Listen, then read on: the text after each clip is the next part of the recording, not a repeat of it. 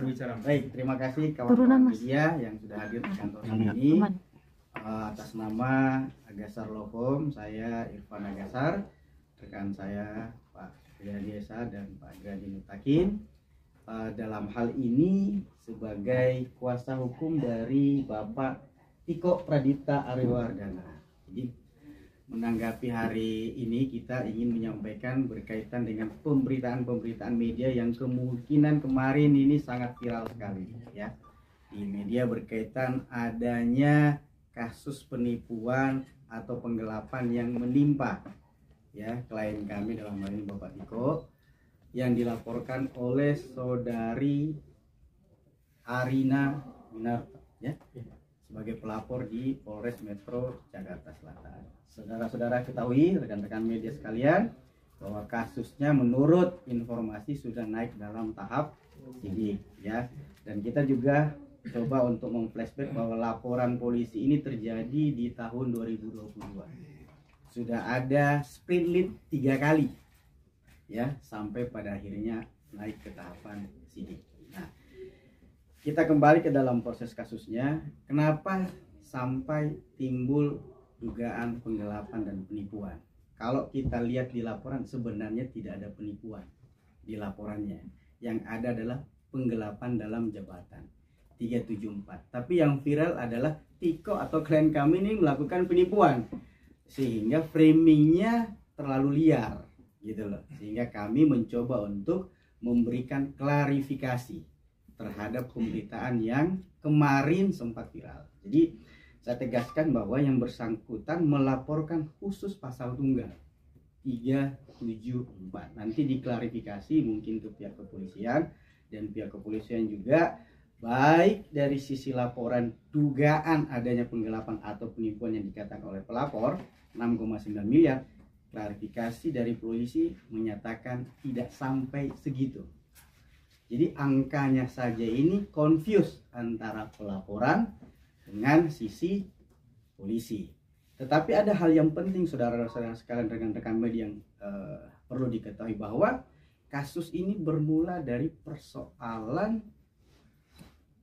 perusahaan yang dibentuk secara keluarga. Jadi ada satu PT namanya PT Arjuna ya, Advaya Sanjaya, ini ada 3 pemegang saham. 75% dikuasai oleh pelapor AW, 20% dikuasai oleh Bapak Tiko klien kita, dan 5% ayahanda dari AW gitu. Jadi total 100%. Jadi investasi dalam bentuk usaha berbeda halnya dengan investasi kita di bank ya. Kalau kita investasi di bank, uang kita kalau dalam bentuk deposito pasti akan bertambah karena ada bunga dan ini. Tapi kalau dalam bentuk usaha ya tentu tergerus dengan biaya sewa, tergerus dengan biaya karyawan, supplier, apalagi bisnisnya ini dibuka dengan sistem kekeluargaan dan sifatnya pelaporannya itu ya dulu kan masih suami istri ya. Jadi cenderung diselesaikan, dibicarakan di rumah, tempat dinner, sambil jalan, dan itu semua terkonfirmasi baik lisan maupun tertulis. Kalau yang bersangkutan menjabat sebagai komisaris, seharusnya kalau terjadi permasalahan terhadap perusahaan tersebut, sebagai komisaris nih, saya harus menanyakan kepada direksi, dalam hal ini Tiko, walaupun suaminya pada saat itu, bagaimana perusahaan, lancar atau tidak, rugi atau tidak. Jangan hanya mau untung nggak mau rugi nih, ya kan? Kalau dia menjalankan posisinya dalam motivasi laporan polisi di Polres sebagai komisaris, kita bertanya, Anda sebagai komisaris pada saat itu sudah menjalankan fungsi sebagai komisaris atau tidak? Sudah pernah meminta pertanggungjawaban atau menanyakan perihal laporan hari ini ke polisi bahwa perusahaan rugi, ada penggelapan? Gak pernah ada proses-proses seperti itu. Kalau motivasinya dia melaporkan sebagai pemegang saham, karena dia pemegang saham, apakah pernah Anda meminta pertanggungjawaban direksi, dalam hal ini klien kita, dalam rapat umum pemegang saham? Itu perlu, karena kita membuat satu PT. Undang-undang PT jelas, kalau ada hal-hal tertentu, organ tertingginya adalah rapat umum pemegang saham. Ini sama sekali tidak pernah dilakukan. Tiba-tiba ujuk-ujuk ada laporan polisi. Ada lagi yang ketiga, menurut dugaan kita ini, motivasinya mungkin ya persoalan rumah tangga yang belum tuntas, ya. Harusnya kan bisa selesai sebelum bercerai, ya. Tapi tidak selesai, ya. Saya bisa mengatakan dugaannya ini ya, tanda kutip ya, gagal move on lah, ya.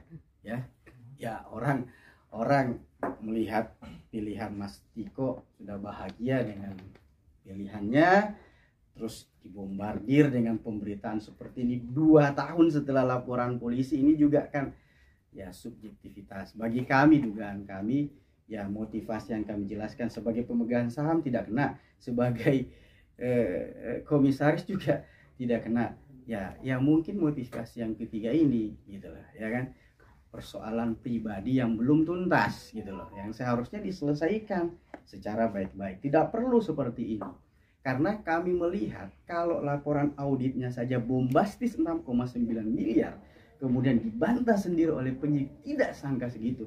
Kira-kira bagaimana pendapat rekan-rekan media? Ya kan? Kami juga punya nih upaya untuk melindungi nama baik dan keluarga klien kami. Apalagi keluarga klien kami adalah public figure. Sangat dirugikan. Kami juga akan mencadangkan upaya-upaya hukum, bukan hanya perdata, baik juga pidana. Bagi pihak-pihak yang dalam laporan polisi ini mencoba memasukkan data-data palsu atau tidak dapat dipertanggungjawabkan atau diduga merekayasa data-data tersebut, di dalam laporan polisi ini kami juga mencadangkan upaya-upaya hukum sesuai peraturan perundang-undangan di negara kita.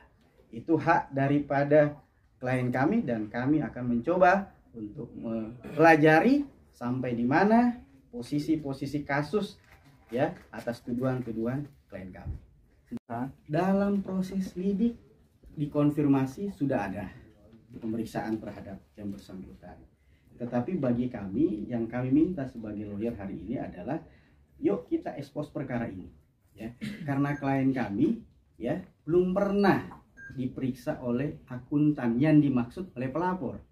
Harusnya kan klien kami sebagai direksi ya, kalau memang sumber datanya dari Mas Tiko, harusnya dikonfirmasi oleh akuntan publik, benar nggak data ini, valid nggak data ini, ya kan? Jangan sampai data-data siluman yang muncul ke pelapor, ke akuntan publik, dan itu disajikan seolah-olah ada kerugian.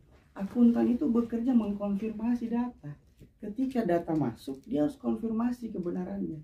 Apalagi ini adalah posisinya klien kami adalah direksi, ya kan? Dia harus, direksi itu kan tidak membuat laporan keuangan sendiri, ada finance yang membuat.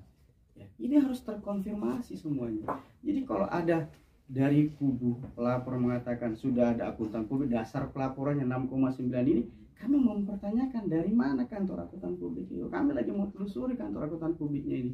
Dari mana data Anda dapatkan? Sumbernya jelas atau tidak? Apakah Anda pernah mengkonfirmasi klien kita bahwa data itu? Kalau seorang komisaris kemudian membuat laporan keuangan, apakah itu bisa dipertanggungjawabkan? Fungsi tugasnya sebagai komisaris tidak seperti itu di perusahaan, ya kan? Yang membuat operasional itu berjalan adalah direksi. Direksi mempertanggungjawabkan pekerjaannya melalui rapat umum pemegang saham. Komisaris harus mengawasi pekerjaan direksi. Apa itu semua berjalan? Sekarang kan kami dituntut oleh kubu pelapor seolah-olah perusahaan ini harus berjalan profesional, benar nggak? Ya kan, ada penggelapan segala macam. Kami juga akan menuntut mana proses-proses yang selama ini harusnya ditegakkan. Rapat umum pemegang saham belum ada. Hak pembelaan seorang direksi itu ada di rapat umum pemegang saham, belum pernah ada. Jadi ini persoalan perusahaan, persoalan yang belum tuntas antara mantan suami dan mantan istri karena bikin perusahaan bersama, ya. Kemudian dibawa ke ranah seolah-olah ini adalah kasus penipuan penggelapan personal. Berbeda konstruksi pidana 372 dan 374. Kalau 372 itu personality penggelapannya, tapi kalau penggelapan dalam jabatan benar-benar harus hati-hati karena konstruksinya dalam jabatan nih. Harus diadili dulu lewat rapat umum pemegang saham. Dan perusahaan ini sampai sekarang existing sebagai badan hukum di Dirjen AHU, belum pernah dibubarkan, likuidasi, belum pernah ada pernyataan PKPU atau pilot. Jadi sampai saat ini perusahaan ini masih eksis, komisarisnya masih pelapor, direksinya masih klien kami, pemegang sahamnya masih mertuanya. mantan mertuanya Mas Tiko gitu loh. Jadi jangan upaya-upaya ini hari ini baru dibombastiskan.